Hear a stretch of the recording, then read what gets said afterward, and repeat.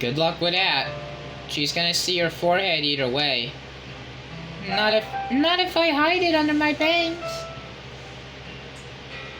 Sayori hops to her feet. Ah. She clutches her forehead again. Don't stand up so fast after hurting yourself. Well, I guess it's too late now. Anyway, let's go. I follow Sayori out of the classroom. Sayori plays with her bangs to try to hide the bump, but without much success. In a moment, we make it back to the club room. Ah, you're back. Good timing. I was just about ready to start with sharing our poems. Sayori, what? Ahem! Sayori, your forehead. She's fine. Don't worry about it. I was playing with the crayons and smacked my forehead into the shelf. Well, anyway, were you able to find everything we needed? I have it right. Huh? Sayori frantically glances around herself. I forgot all the stuff! Calm down, Sayori. I have it all right here. I found the poster paper, too. Sounds like you ended up doing all the work, Griffin. Well, Sayori... I failed to come up with an excuse for Sayori. I made it an adventure! Yeah, that. Okay. In any case, good work. I'll start working on the posters tonight. Me too! Okay, everyone. Are you ready to share your poems? Guess I should grab mine. After making sure the crayon box is closed tightly, I return to my seat. Alright, so my poster is more for, like, it. Yuri liked it more, so let's share it for her first. Let's see what you've written for today. Well done, Griffin. Your skills are already improving. Really? Thanks, Yuri. Coming from you, that means a lot. Huh? It's nothing. I'm just happy to help inspire fellow writers. I know you're new to this, so don't worry so much if it seems like you can't get your poem to feel perfect. You don't need to be afraid to be a little more daring. Metaphors can go a long way. Don't feel like you need to work your brain like turning a bunch of gears. Try letting your mind wander through your feelings and write down the things you see and hear. That's one way to truly enable your reader to see into your mind. It's a very intimate exercise. I see. That's a certainly interesting technique. Thanks for sharing. I have, well, an example of that if you like to read it. Of course. Is this the poem you wrote for today? Yuri nods and timidly hands me her poem. The Raccoon. It happened in the dead of night while I was slicing bread for a guilty snack. My attention was caught by the scuttering of a raccoon outside my window. That was, I believe, the first time I noticed my strange tendencies as an unordinary human. I gave the raccoon a piece of my bread. My subconsciousness, well aware of the consequences, well aware that a raccoon that is fed will always come back for more. The enticing beauty of my cutting knife was a symptom. The bread, my hungry curiosity. The raccoon, an urge. The moon increments its phase, I guess. And reflects that much more light of my cutting knife. The very same light that glistens in the eyes of my raccoon friend. I'm reading this as my normal voice so I can get through it. I slice the bread, fresh and soft. The raccoon becomes excited, or perhaps I'm nearly projecting my emotions onto the newly satisfied animal. The raccoon has taken to following me. You could say that we've gotten quite used to each other. The raccoon becomes hungry more and more frequently, so my bread is always handy. Every time I brandish my cutting knife, the raccoon shows me his excitement. A rush of blood. Classic. Perlonian conditioning. I slice the bread and I feed myself again. I was a little more daring with this one than yesterday's. I can see that. Alright, next one. Alright, let me share it to Natsuki next. Well, it's not really any worse than your last one, but I can't really say it's any better either. Phew. Phew what? Well, anything that isn't a train wreck, I'll take it as a win. I get the feeling you're probably the most critical. Hey, what makes you... Wait, maybe that was a compliment. Glad to see someone recognizes my experience. Well then, keep practicing and maybe you'll be as good as me someday. That's, something tells me not to keep completely missed the point. Come to think of it, this kind of reminds me of Sayori's poem from yesterday. You think so? Yeah, well, I guess if you've been friends with her for so long, you might be on the same wavelength. But you never really struck me as her type. Sayori has a type all of a sudden?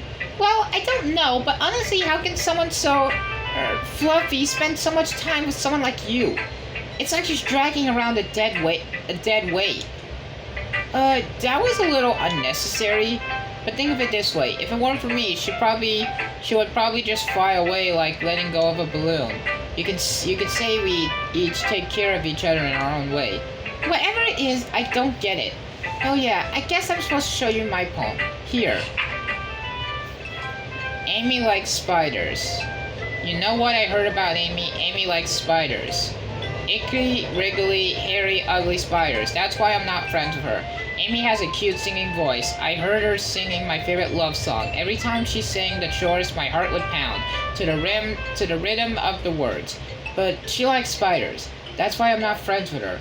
One time I hurt my leg really bad. Amy helped me up and took me to the nurse. I tried not to let her touch me. She likes spiders, so her hands are probably gross. That's why I'm not friends with her. Amy has a lot of friends. I always see her talking to people. She probably talks about spiders. What if her friends start to like spiders too? That's why I'm not friends with her. It doesn't matter if she likes other hobbies. It doesn't matter if she keeps it private. It doesn't matter if it doesn't hurt anyone. It's gross. She's gross. The world is better off without spider lovers, and I'm gonna tell everyone! Not bad, right? It's quite a bit longer than yesterday's. Yesterday's was way too short. I was just warming up. I hope you didn't think that was the best I could do. No, of course not. Anyway, the message is pretty straightforward in this poem. I doubt I have to explain it. Sometimes you can explain complicated issues with much simpler analogies. And it helps people realize how stupid they're being. Like anyone would agree that the subject of this poem is an ignorant jerk. Do you know people like that? Of course. It's about how everyone thinks That doesn't matter. It can be about anything. I write it as... Everyone has some kind of weird hobby or guilty pleasure. Something that you're afraid if people find out. They make fun of you or think less of you. But that just makes people stupid! Who cares what someone likes as long as they're not hurting anyone, and it makes them happy. I think people really need to learn to respect others for liking weird things. That's funny. Yuri wrote about something similar today. Huh? Did you say Yuri? What? Huh? Did you say Yuri? Yeah. She said her poem was about an unusual hobby of hers. I didn't really get it, but she said something similar to you. That people shouldn't make each other feel insecure about those things. Really? Well, I mean, Yuri's pretty weird, so I wouldn't doubt that she has some weird hobbies. Not that there's anything wrong with that. It's not like I would judge her or anything. Not to be has trouble finding words. I guess I should try not to be so mean to her. If she feels insecure about weird behaviors and stuff. I mean, I always make people feel insecure. And Yuri made me feel insecure yesterday. But the way you put it, it sounds like she's learned her lesson. Well, I would say so. Alright, next one. I'm trying to save time here. Alright, next order of business. Monica. Hi again, Griffin. How's the writing going? Alright, I guess. I'll take that. As long as it's not going bad. I'm happy to see that you're applying yourself. Maybe soon you'll come up with a masterpiece. I wouldn't count on that. You never know. Want to share what you wrote today? Sure, here you go. I gave my poem to Monica. Alright! It's pretty good. Makes me think of Sayori like the other one that you wrote. You two are like the dynamic duo. Ah, that's kind of exaggerating it. Yeah, probably. But do you spend a lot of time with her, even in his club, don't you? Then again, I don't blame you for being a little shy. I'm not shy, it's just, I'm just teasing. I know it takes a bit of time to make friends with everyone, but Yuri and Natsuki are super interesting people, so don't be afraid to give them their share of time. And you can talk to me every now and then too. I'm not like unapproachable or anything, am I? Oh no, it's nothing like that. I'm just still getting used to being here, that's all. Yeah, I'm sorry if I was putting pressure on you or something. I really didn't mean it like that. No, don't worry, I get what you're saying. Alright, but anyway, you want to read my poem now? I like the way this one turned out, so I hope you do too. Alright, let's take a look. Save me. The colors, they won't stop. Bright, beautiful colors, flashing, expanding, piercing, red, green, blue, an endless cacophony of meaningless noise. The noise, it won't stop. Violent, grating waveforms, squeaking, screeching, piercing, sine, cosine, tangent, like playing a chalkboard on a turntable, like playing a vinyl on a pizza crust, an endless poem of meaningless. Load me. It's even more abstract than your last one, huh? Alright, next one.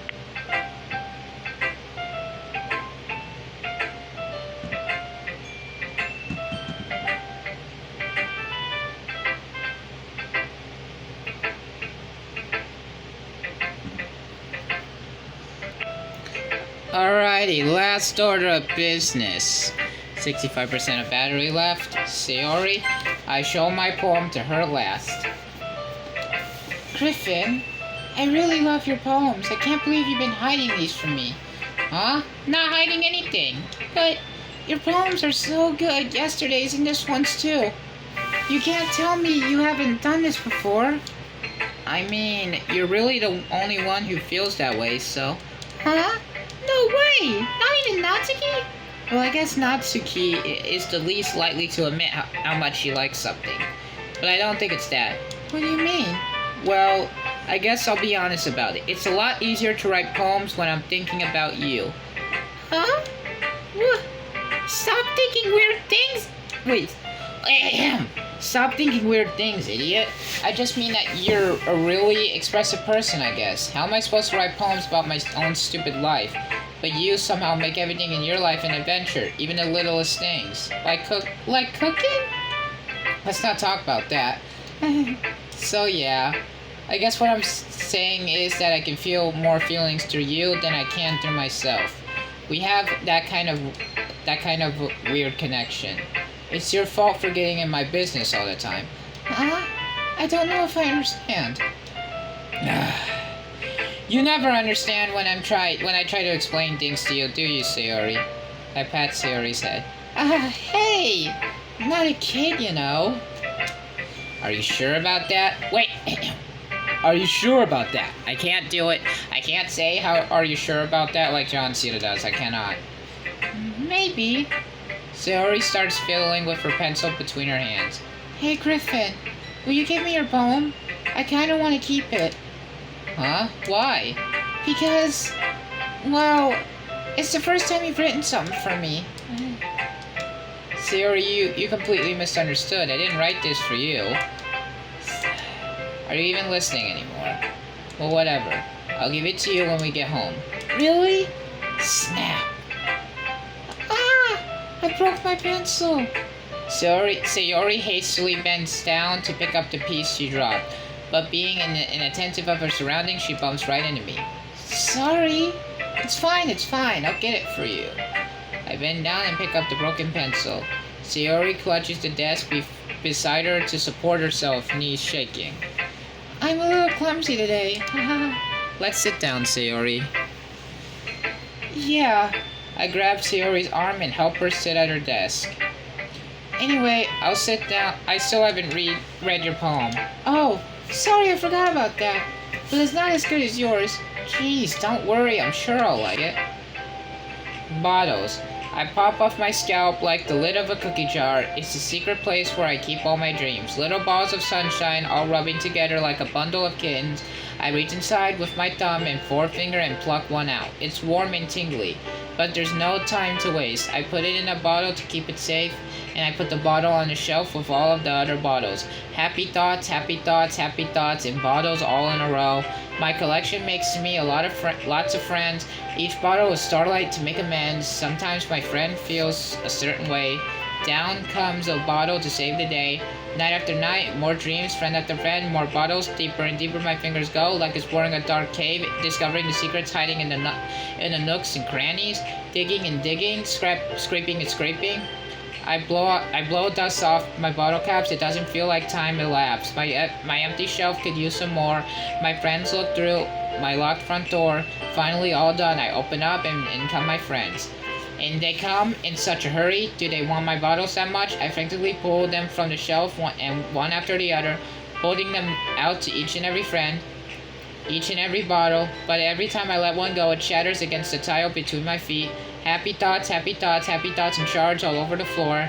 They are supposed to be for my friends who aren't smiling. They are all shouting, pleading something. But all I hear is echo, echo, echo, echo, echo inside my head. Ugh. My voice is starting to hurt!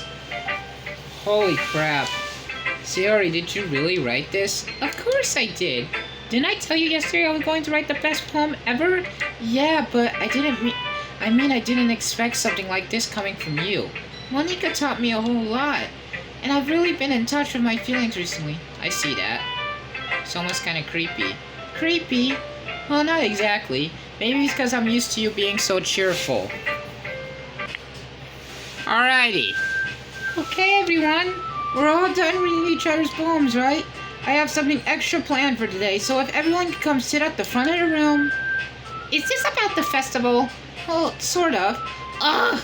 Do we really have to do something for the festival? It's not like we can put together anything good in just a few days. We'll just end up embarrassing ourselves instead of getting any new members. That's a concern of mine as well. I don't really do well with the last-minute preparations. Don't worry so much. We're going to keep it simple, okay? We won't need much more than a few decorations. Sayori has been working on posters, and I've designed some pamphlets that we can give out during the event. Okay, that's great and all, but that doesn't tell us what we're actually going to be doing for the event. Sorry, I thought you heard about it already. We're going to be performing. Performing? Monika? Yeah, we're going to be having a poetry performance. Each of us are going to choose a poem to recite during the event. But the cool part is we're also going to let everyone else come up and recite poems too. Sayori's putting it all on a poster in case anyone wants to prepare ahead of time. Sayori, who's been coloring a poster, holds it up for us to see. Are you kidding me, Monika? You didn't already start putting those posters up, did you? Well, I did. Do you really think it's that bad of an idea? Well, no, it's not a bad idea, but I didn't sign up for this, you know? There is no way I'm going to be performing in front of a group of people like that. I agree with Natsuki. I can never in my life do something like that. Imagining it, Yuri shakes her head in fear. Guys! No, Sayori. I understand where they're coming from. Remember that Natsuki and Yuri have never shared their poems with anyone until just a couple of days ago. It's a lot to ask for them to recite their poems out loud to a whole room full of people. Shit! Storage space is running out. I guess I kinda overlooked that, so I'm sorry. But I still think we should give it our best. We're the only ones responsible for the fate of this club. If we start the event and each put on a good performance, then it will inspire everyone to do the same. And the more people who perform, the better we'll be able to show everyone what literature is all about. Yeah, it's about expressing your feelings, being intimate with yourself. Intimate with yourself? Finding new horizons. Wait, why would she say being intimate with yourself? I don't get it. Well, actually, I do get it. I'm just not gonna say it. And having fun. That's right. And those are the reasons we're all in this club today. Don't you want to share that with the others to inspire them to find the same feeling that brought you here in the first place? I know you do. I know we all do. And if all it takes is standing in front of the room for 2 minutes and reciting a poem, then I know you can do it. Natsuki and Yuri remain silent. Sayori looks worried. I guess that leaves me no choice. I agree. I don't think it's too much to ask. I think that Sayori and Monika have been really trying hard. I've been trying really hard to get new members. The least we can do is help them out a little bit. Well, maybe, but... It looks like Natsuki doesn't have any arguments left. Okay, fine. I guess I'll just... Alright. Phew. Thanks, Natsuki. What about you, Yuri? Yuri dejectedly glances around.